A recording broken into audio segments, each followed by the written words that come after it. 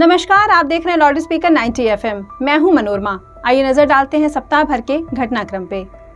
नेपाल में बारिश के आगे गोरखपुर बस्ती मंडल बेबस, राप्ती और गंडक खतरे के निशान से ऊपर। नेपाल में हो रही लगातार बारिश से गोरखपुर बस्ती मंडल के जिले में लोग बेबस नजर आ रहे हैं। यहाँ बाढ़ का खतरा मंडरा रहा है। राप्ती नदी का जलस्तर बढ़ने से गोरखपुर के 6 गांव बाढ़ के पानी से घिर गए हैं। गंडक खतरे के निशान को पार कर गई है।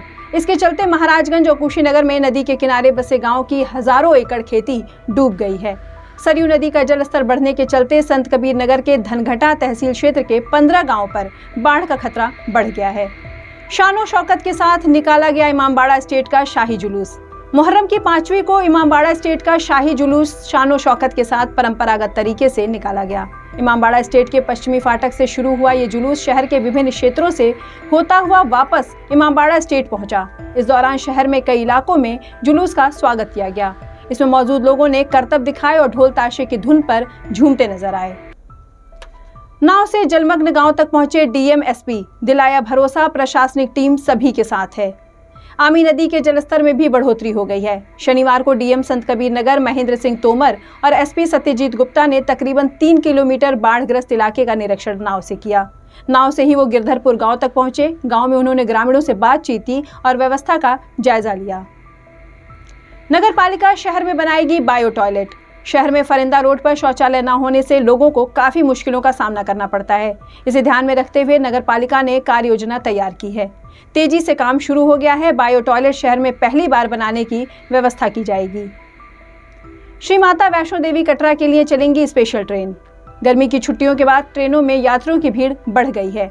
इसे देखते हुए रेलवे प्रशासन की ओर से श्री माता वैष्णो देवी कटरा गुवाहाटी, श्री माता वैष्णो देवी कटरा ग्रीष्मकालीन विशेष गाड़ी का संचालन किया जा रहा है। सब्जी विक्रेता के पेट में फैल रहा था कैंसर। एम्स में 10 घंटे में हुई सर्जरी। पेट के ट्यूमर में कैंसर होने से बिहार के चंपारण जिले का 26 वर्षीय सब्जी विक्रेता की जान खतरे में पड़ गई थी। एम्स गोरखपुर में एनेस्थीसिया, दर्द चिकित्सा, क्रिटिकल केयर और सर्जरी विभाग के डॉक्टरों की संयुक्त टीम ने इस युवक का ऑपरेशन किया। लगभग 10 घंटे तक चला ऑपरेशन आखिरकार सफल रहा। मरीज अभी आईसीयू में है, लेकिन उसकी हालत में सुधार हो रहा है। ईयरफोन लगाकर खूब झूमने दिखने वाले लोग अब न सही से सुन पा रहे हैं, न चैन से सो पा रहे हैं। ईयरफोन का ज्यादा इस्तेमाल उनके कानों को बहरेपन का झटका तो दे ही रहा है। इससे युवाओं में अनिद्रा और तनाव के मामले भी तेजी से बढ़ रहे हैं।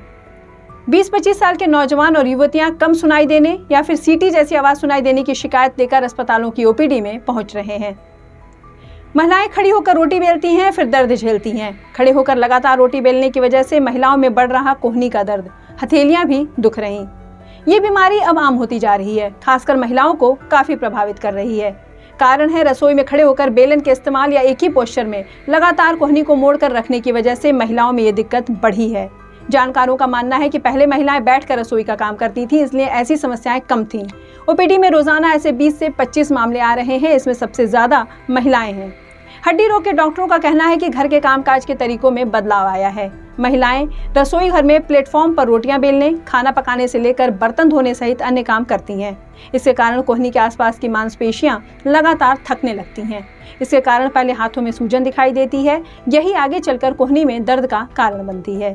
तो इसी तरह शहर की घटनाओं से अपडेट होते रहने के लिए देखते और सुनते रहिए लाउड स्पीकर 90 FM। बजाओ बजाओ जरा झूम के बजाओ।